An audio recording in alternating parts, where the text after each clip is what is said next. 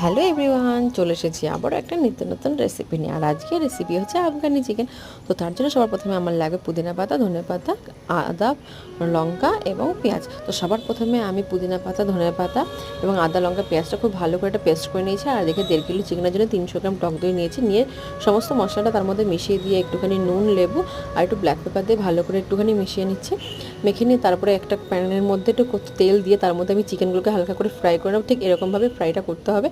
করে নিয়ে আর একটুখানি কড়াইতে তেল দিয়ে তার মধ্যে 1 চামচ ঘি দিয়ে এর মধ্যে একটু এলাচ দিয়ে বাকি দই এবং মশলার মিশ্রণটা দিয়ে দিতে হবে।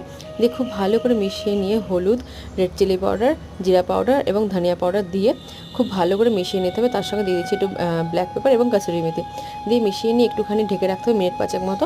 হয়ে গেলে তার উপরে চিকেনগুলোকে দিয়ে দিতে হবে। চিকেনগুলো দিয়ে খুব ভালো করে একটু নেড়ে চেড়ে দিয়ে তার উপরে আবার ব্ল্যাক পেপার ছিটিয়ে দিয়ে একটু 10 মিনিট মতো রেখে দেবেন। তার উপরে দিচ্ছি নুনটা স্বাদ মতো দিয়ে বেশ রেখে দিলাম। ব্যাস।